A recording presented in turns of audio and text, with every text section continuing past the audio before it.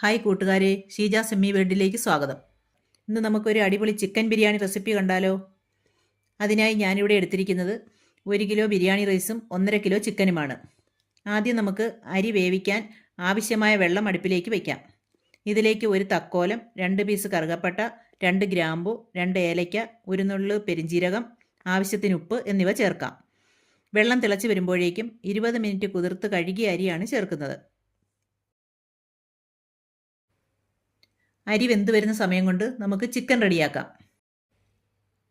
കഴുകി വൃത്തിയാക്കിയ ചിക്കനിലേക്ക് 1 സ്പൂൺ മഞ്ഞൾപ്പൊടി, ആവശ്യത്തിന് ഉപ്പ്, 1 സ്പൂൺ ഗരം മസാല, 1.5 സ്പൂൺ കുരുമുളക് പൊടി,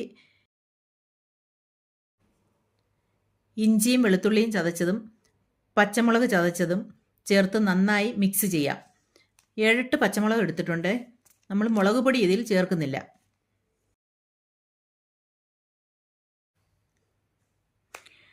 അരി പാകത്തിന് വെന്ത് വന്നിട്ടുണ്ട്. അത് കോരി മാറ്റി വയ്ക്കാം. ഒരു ഉരുളി അടുപ്പിലേക്ക് വെച്ച് എണ്ണ ഒഴിച്ച് തിളയ്ക്കുമ്പോൾ അതിലേക്ക് പട്ടയും പെരിഞ്ജീരകവും ഇഞ്ചിയും വെളുത്തുള്ളിയും പച്ചമുളക് ചതച്ചതും ചേർത്ത് ഒന്ന് മൂത്ത് വരുമ്പോഴേക്കും 4 സവാള അരിഞ്ഞു വെച്ചത് കൂടി ചേർത്ത് വഴറ്റാം.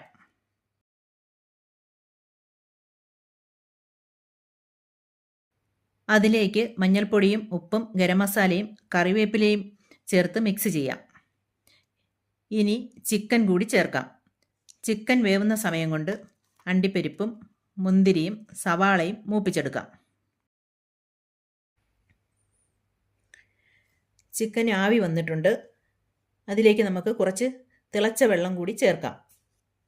ചിക്കൻ ഒന്ന് നല്ലതുപോലെ വെന്ത് കിട്ടും. ഇത് വെന്ത് കുറുകി വരുമ്പോഴേക്കും വറുത്ത സവാളയും കുറച്ച് ക്യാരറ്റും ഇട്ട് കൊടുക്കാം.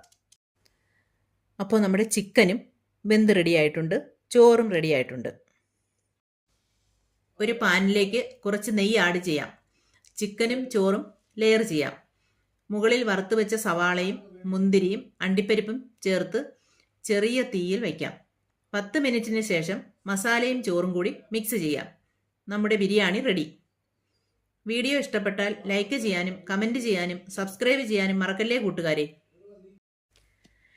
മല്ലിപ്പൊടിയും മുളക് പൊടിയും ചേർക്കാതെ തയ്യാറാക്കിയ ബിരിയാണി റെസിപ്പി എല്ലാവരും ട്രൈ ചെയ്ത് അഭിപ്രായം കമൻറ്റ് ചെയ്യണേ.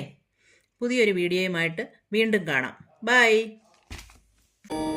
வாய்ப்பாட்டு பாடும் பெண்ணே மௌனங்கள் கூடாது, வாய்ப்போட்டு சத்தம் எல்லாம் பெண்ணுக்கு ஆகாது.